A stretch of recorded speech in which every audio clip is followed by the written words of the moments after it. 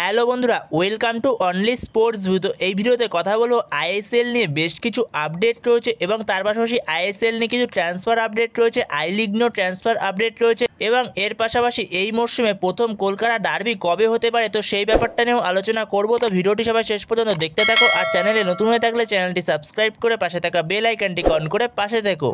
তো সেখানে এই মুহূর্তে সবথেকে যেটা বড় খবর, আইএসএল বন্ধ হতে পারে। তো সেটা কালকে থেকে শোনা যাচ্ছে আইএসএল বন্ধ হতে পারে। তো এর আগেও শোনা গেছে।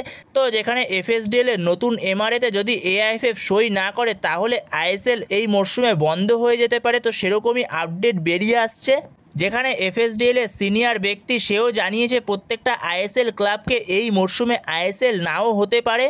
যেখানে এফএসডিএল এর সঙ্গে এআইএফএফ এর চুক্তি রয়েছে ডিসেম্বর মাস অবধি, মানে 2025 ডিসেম্বর অবধি চুক্তি রয়েছে। তো সেখানে আইএসএল শুরু হয় সেপ্টেম্বর মাসে। তো সেপ্টেম্বর মাসে আইএসএল শুরু হলে আইএসএল শেষ হতে হতে মে মাস হয়ে যায়, যেখানে মে মাসের শেষের দিকে আইএসএল শেষ হয়। যেখানে ডিসেম্বর অবধি চুক্তি রয়েছে এআইএফএফ এর সঙ্গে এফএসডিএল এর। তো সেই জায়গাতেই আরও প্রায় 3.5 থেকে 4 মাসের চুক্তি আরও বাড়াতে হবে এফএসডিএলকে এআইএফএফ এর সঙ্গে যদি এই মরশুমে আইএসএল করতে হয়। তো যদি এই মরশুমে সেপ্টেম্বর মাস থেকে আইএসএল শুরু হয় তাহলে আইএসএলটা ডিসেম্বর মাস অবধি ভালোভাবে হবে, তারপরে নতুন চুক্তি এক্সটেনশন করতে হবে এআইএফএফ এর সঙ্গে এফএসডিএলকে। তো যদি এফএসডিএল এর নতুন চুক্তিতে এআইএফএফ যদি সই না করে, মানে নতুন যদি এমআরএ না হয়, তাহলে আইএসএল এই মরশুমে হওয়াটা খুবই চাপের এখন বর্তমান সময়।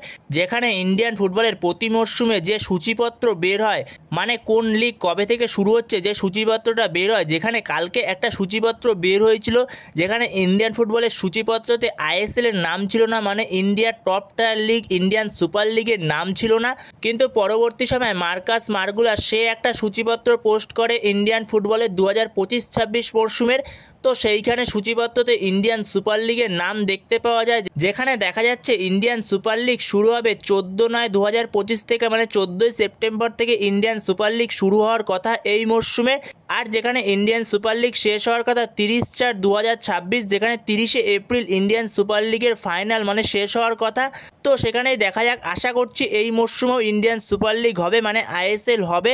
তো সেখানে যদি ইন্ডিয়ার টপ টায়ার লিগ আইএসএল যদি না হয় তাহলে ইন্ডিয়ান ফুটবল ভালো রকম ক্ষতির মুখে পড়ে যাবে। তো সেখানে আশা করছি হোপফুলি আইএসএল হবে, আইএসএল যেভাবে অনুষ্ঠিত হচ্ছে তো সেইভাবেই আইএসএল অনুষ্ঠিত হবে। তো পরবর্তী সময় আর আপডেট পেলে অবশ্যই তোমাদের সাথে তখন শেয়ার করে দেবো। তো এরপরের আপডেটটি হচ্ছে এই মরশুমের প্রথম কলকাতা ডার্বি কবে হতে পারে। তো যেখানে এই মরশুমের প্রথম কলকাতা লিগের কলকাতার ডার্বি হবে 19শে জুলাই, যেখানে 19শে জুলাই দুপুর 3টে থেকে কলকাতা লিগের কলকাতার ডার্বি হবে, প্রথম ডার্বি হবে এই মরশুমে। যেখানে 25-26 মরশুমের প্রথম কলকাতা ডার্বি দেখতে পারবো আমরা 19শে জুলাই দুপুর 3টে থেকে। তো এরপরে যদি আই লিগের ক্লাব ডায়মন্ড হারবার এফসির একটা যদি ট্রান্সফার আপডেট নিয়ে কথা বলা যায়, যেখানে ব্রাইট এনো বাকারের আপডেট নিয়ে এর আগেই তোমাদের সাথে আমি শেয়ার করেছিলাম, যেখানে ব্রাইট এনো বাকারে সে ডায়মন্ড হারবার এফসিতে যোগ দিতে পারে। তো সেটা আমি তোমাদের এর আগে জানিয়েছিলাম, যেখানে অ্যাডভান্স স্টেজে কথাবার্তা চলছিল ব্রাইট এনো বাকারের সঙ্গে ডায়মন্ড হারবার এফসির। তো সেখানে ব্রাইট এনো বাকারেকে নিয়ে যেরকম আপডেট রয়েছে, তো ব্রাইট এনো বাকারে সে অফিসিয়ালি ডায়মন্ড হারবার এফসিতে যোগ দিয়ে দিয়েছে। যেখানে 27 বছর বয়সী নাইজেরিয়ান স্ট্রাইকার ব্রাইট এনো বাকারে, যে মেনলি সেন্টার ফরওয়ার্ডের পাশাপাশি সেকেন্ড স্ট্রাইকার এবং রাইট উইংয়েও খেলতে পারে। তো এই ব্রাইট এনো বাকারে সে অফিসিয়ালি আই লিগের ক্লাব ডায়মন্ড হারবার এফসিতে যোগ দিয়ে দিল। তো এর পরের আপডেটটি হচ্ছে আইএসএল এর বেশ কিছু ট্রান্সফার আপডেট নিয়ে। তো সেখানে যদি প্রথমে ইস্টবেঙ্গলকে নিয়ে কথা বলা যায়, তো ইস্টবেঙ্গলের টার্গেট জয় গুপ্তা। তো 23 বছর বয়স, ভারতীয় লেফট ব্যাকের প্লেয়ার, যার মার্কেট ভ্যালু হচ্ছে 1 কোটি টাকা। তো এই জয়গুপ্তা বর্তমান সময় যুক্ত রয়েছে এফসি গোয়ার সঙ্গে। তো এফসি গোয়া এই জয়গুপ্তাকে ছেড়ে দেবে। তো সেখানেই জয়গুপ্তার প্রতি ইস্টবেঙ্গলের ভালো রকম ইন্টারেস্ট রয়েছে, এটা আগেই জানিয়েছি। তো সেই জায়গায় যে ইস্টবেঙ্গল অফিসিয়ালি অফার করেছে তো সেটাও জানিয়েছি তোমাদের। তো সেখানে জয়গুপ্তাকে নিয়ে বর্তমান সময় যেরকম আপডেট পাওয়া যাচ্ছে, তো জয়গুপ্তার সঙ্গে ইস্টবেঙ্গল অ্যাডভান্স স্টেজেই কথাবার্তা বলছে। তো সেখানেই দেখা যাক পরবর্তী সময় জয়গুপ্তার ডিলটা ডান করতে পারে কিনা ইস্টবেঙ্গল ম্যানেজমেন্ট। তো পরবর্তী সময় এবারে আপডেট পেলে অবশ্যই তোমাদের সাথে তখন শেয়ার করে দেবো। তো এরপরের আপডেটটি হচ্ছে মোহনবাগানকে নিয়ে। তো মোহনবাগানের টার্গেট প্লেয়ার রবসান রবিনো।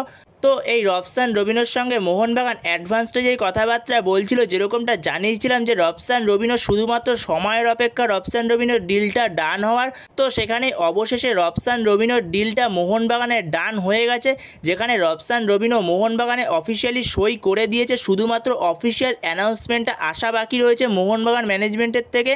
তো সেটাও খুব শিগগিরই চলে আসবে মোহনবাগানের থেকে অফিসিয়াল অ্যানাউন্সমেন্টটা। তো সেখানেই রবসান রবিনো অফিসিয়ালি মোহনবাগানের সই করে দিয়েছে।